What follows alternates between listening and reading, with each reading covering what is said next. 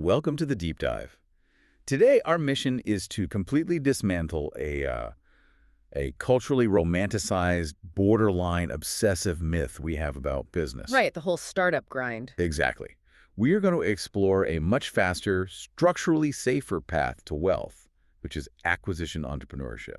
And we're pulling our insights today entirely from a really fascinating book. It's called Stop Starting, Start Acquiring: Why Buying a Business is the Smarter Path to Ownership, by John F. Hendershot of Black Lake Advisory. Yeah, so imagine you decide you want to own a house. The culture we live in basically tells you that the only honorable, legitimate way to get one is to walk into the wilderness with a hand axe, chop down the trees, mill the lumber yourself, and, build the entire structure from the dirt up. All while hoping you don't just freeze before winter. Right. It is heroic. It makes for a great movie, sure, but it's also the hardest possible way to get a roof over your head. When there's a perfectly good, fully furnished house just down the street.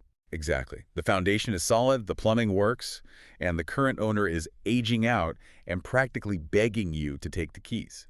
It's a no-brainer when you put it like that. It really is. Hmm. So, whether you are an aspiring entrepreneur or just, intensely curious about how wealth is actually built on Main Street, this deep dive will reveal why the hero's journey of building from zero is actually fundamentally flawed. It's just the hardest path. Okay, let's unpack this.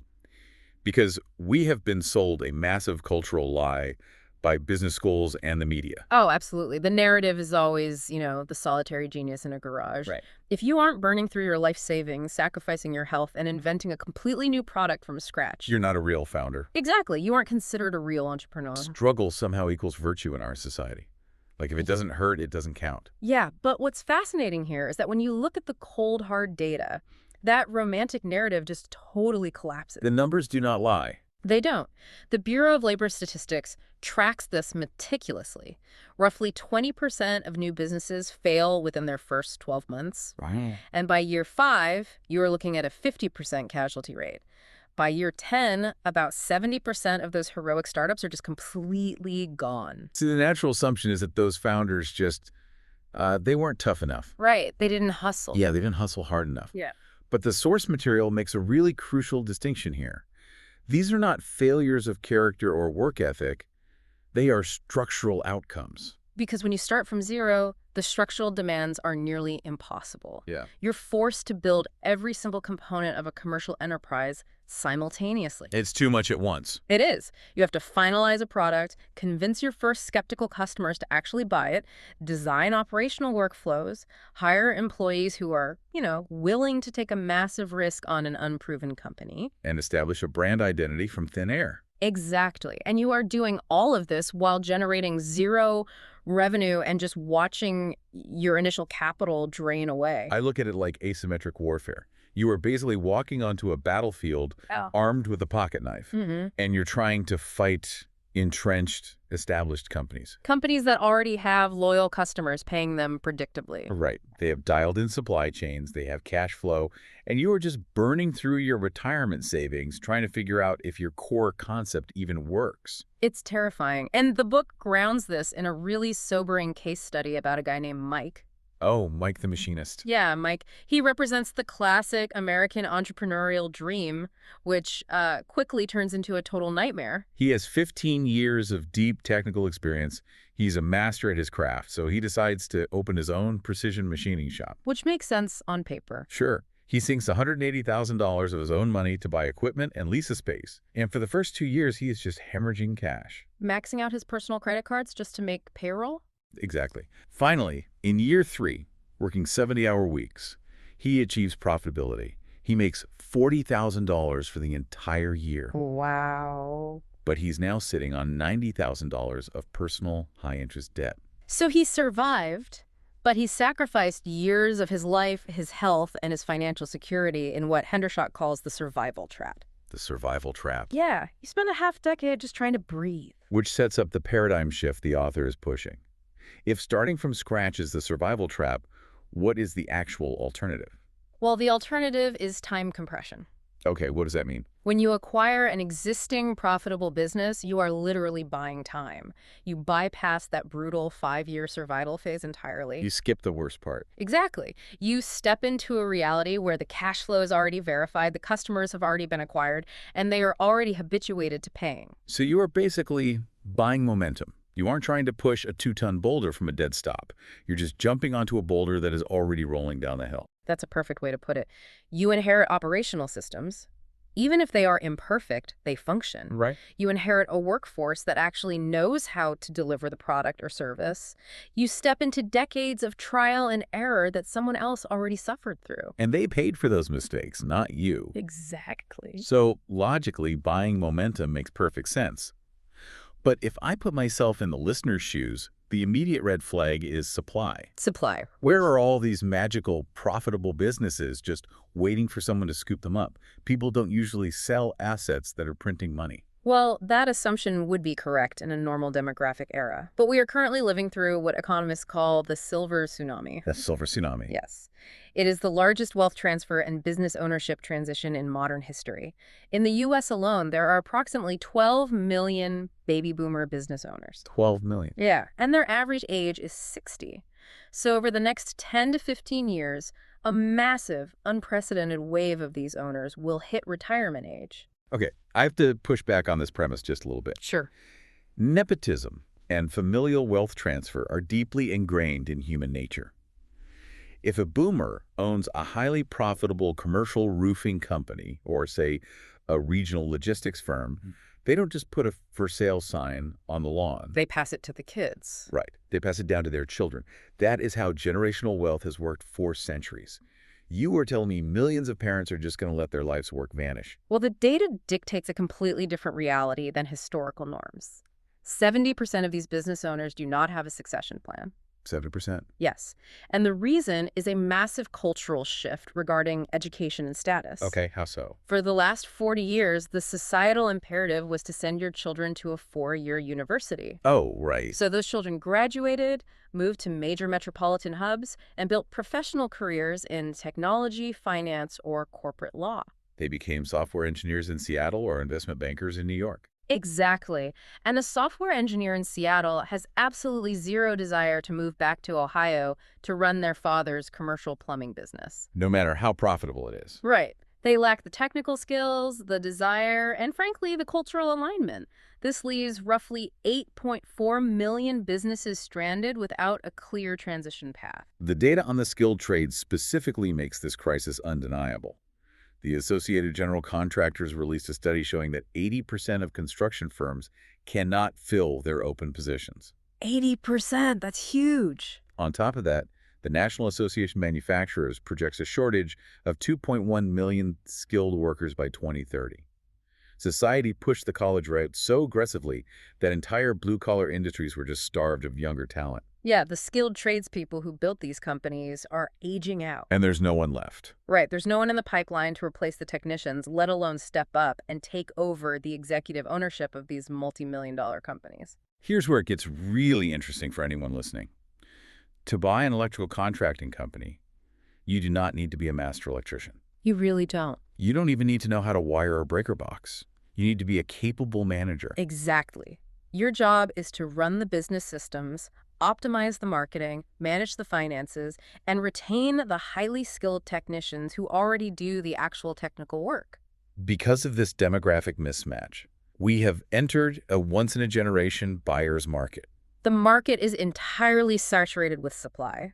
And if these boomer owners cannot find capable buyers, their businesses simply close. That's heartbreaking. It is. The employees are laid off, the local community loses a vital service, and decades of built-up enterprise value just evaporates into nothing. Okay, if the macro opportunity is that massive, we need to talk about the financial mechanic. Let's get into the number. Because I guarantee someone listening to this right now is thinking, sure, buying a $2 million HVAC company sounds fantastic, but I have $40,000 in my savings account. Right. They think it's a rich person's game. Exactly. How does an average person actually afford to buy Main Street? Well, it requires understanding the stark difference between startup finance and acquisition finance. Startups operate on projections and hope. Hope being the key word. Exactly. You ask investors to fund an idea based on a spreadsheet predicting what, might happen in 3 years. But acquisitions operate on verified historical data. Okay. You are analyzing 3 to 5 years of actual tax returns, profit and loss statements, and bank records. You know precisely what the economic engine produces. To understand what that engine produces, you have to master the most important metric in this space: seller's discretionary earnings, or SDE. Let me break this down because it actually took me a minute to wrap my head around it. It can be confusing at first. Yeah. If you look at a small business's tax return, the net profit line is often shockingly low, but that is by design. A smart business owner works with their CPA to legally minimize their tax burden by running as many expenses as possible through the business. Right. The tax return does not reflect the actual cash generated for the owner. Exactly. Think of the net profit as just a tiny sliver of a pie.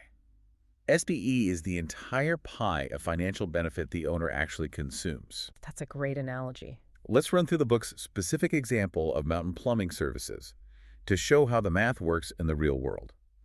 So, Mountain Plumbing generates $1.4 million in annual revenue, Solid business. but their official tax return shows a net profit of only $60,000. hmm If you just look at that number, you walk away thinking the business is struggling. But the buyer conducts an SDE add-back analysis. Right. You take that $60,000 net profit as your starting baseline. Then you add back the owner's W-2 salary, which is $120,000. Okay. You add back the $15,000 the business pays for the owner's family health insurance premiums. You add back the $9,000 the business pays for the lease on the owner's personal truck. Because the new owner wouldn't necessarily have those same expenses. Precisely.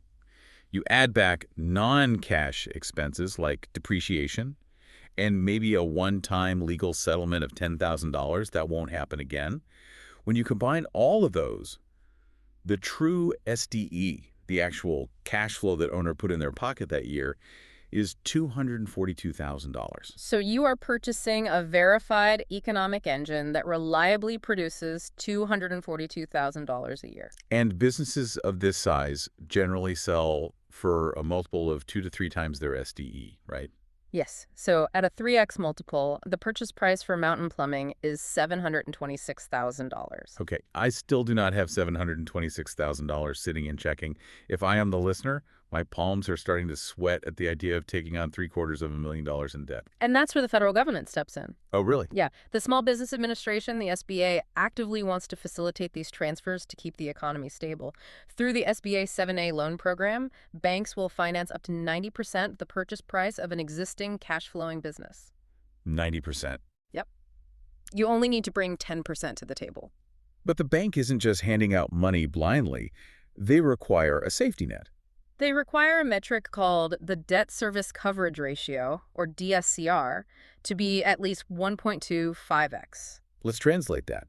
That means the business's verified SDE must easily cover the monthly payments for the new acquisition loan, plus a reasonable salary for you to live on, with an extra 25% safety cushion left over. Exactly.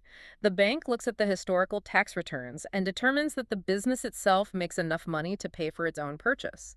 The business buys itself. That is wild. But even with an SBA loan, coming up with a 10% down payment, say $75,000, can still be a hurdle for a lot of people. Right. This introduces the most powerful tool in acquisition, seller financing. Where the seller acts as the bank. Yes. They hold a promissory note for a portion of the purchase price, typically 10 to 20%, usually at a very reasonable 4 to 6% interest rate. Structurally, this reduces the cash you have to bring to closing. But psychologically, it serves a much more vital purpose. It forces the seller to keep skin in the game.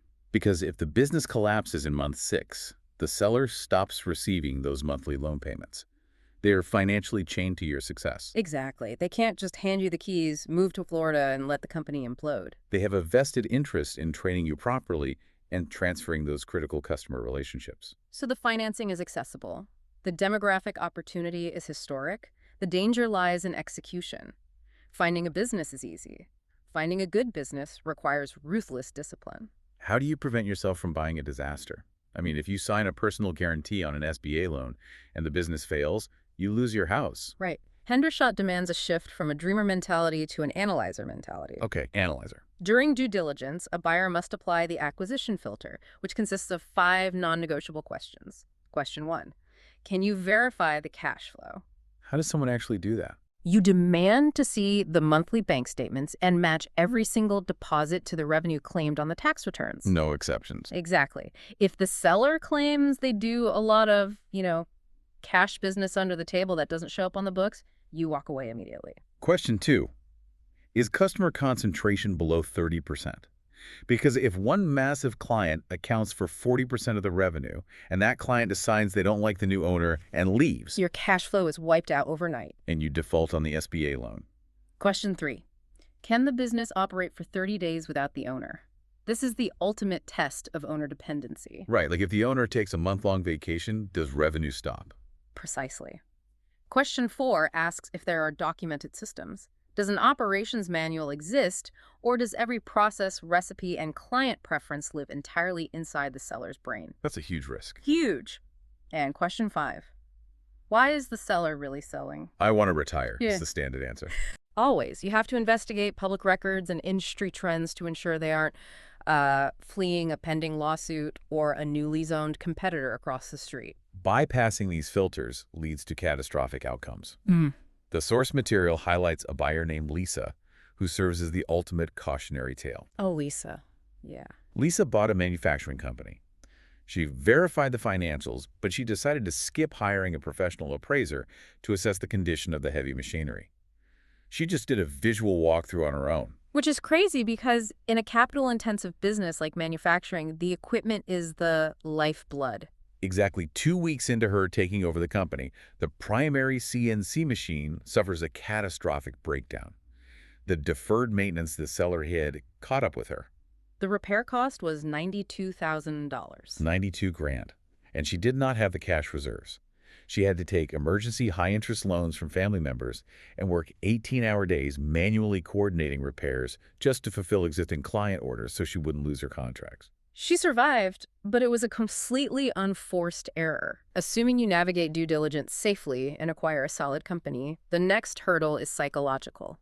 You must transition your identity from an operator to an owner. An operator is the person turning the wrench. An operator solves the immediate daily fires, micromanages the staff, and quickly becomes the primary bottleneck for growth. While an owner works on the business, not in it, an owner focuses on documenting workflows, implementing software systems, and hiring capable middle managers. Yeah. Hendershot uses an owner dependency scale from 1 to 10. If the business operates at a 7 or above, meaning the owner must be present for daily operations to function, the enterprise value is destroyed. You did not buy an asset. You bought yourself an exhausting job that comes with a massive debt burden. Exactly. So let's put the listener in the driver's seat for a second. You closed the deal, the loan funded, the seller handed you the keys to a commercial landscaping company. It is Monday morning, day 1. What is the actual play? The strict rule for the first 30 days is the hardest for ambitious people to follow. Which is? Do not change anything. But you come in with all these fresh ideas. You want to optimize the routing software, rebrand the trucks, renegotiate supplier contracts. Suppress that urge completely. Oh, really? Yes. The first 30 days are the listen and learn phase. You do not fire anyone. You do not touch the pricing structure. Okay. You observe the informal power dynamics. You figure out why inefficiencies exist before you try to fix them. Your primary objective is simply building trust with the existing team. Because if you walk in and try to be the corporate savior, the key employees, the ones who hold all the institutional knowledge, they'll quit. They're already nervous about a new boss. Right.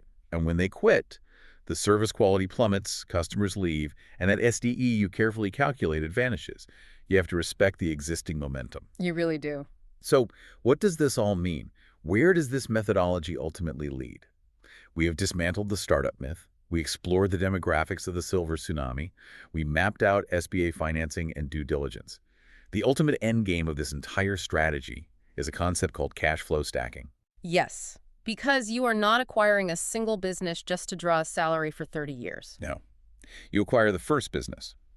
You spend 2 years transitioning from operator to owner, installing systems so it runs without your daily input. It begins throwing off free cash flow. And instead of upgrading your house or buying a sports car, You take that free cash flow and use it as the 10% down payment to acquire a second business. Exactly. You systematize that one. Then you acquire a third. You build a holding company of diverse Main Street assets, compounding wealth exponentially, independent of your own labor hours. If we connect this to the bigger picture, it fundamentally changes our definition of entrepreneurship. The source text introduces a profound philosophical shift based on stewardship. Stewardship. Yeah, we practically worship the tech founders who build from nothing and disrupt entire industries. But at this specific moment in demographic history, perhaps the highest form of business ownership is actually preservation. Stepping in to save what is already there. Exactly. What if your greatest professional legacy isn't inventing a new software app? What if it is stepping into a 30-year-old local HVAC company that was weeks away from liquidating? Wow. You save those 20 employees' livelihoods, you maintain a vital service in your community, and you build incredible generational wealth for your own family through careful stewardship, rather than the chaotic vanity of starting from scratch. So here is a thought to leave you with. Tomorrow, when you are driving down your local main street or through an industrial park, look at the names on the sides of the buildings. Look at the commercial roofing trucks, the local logistics hubs, the uniform supply companies. They're everywhere. They really are.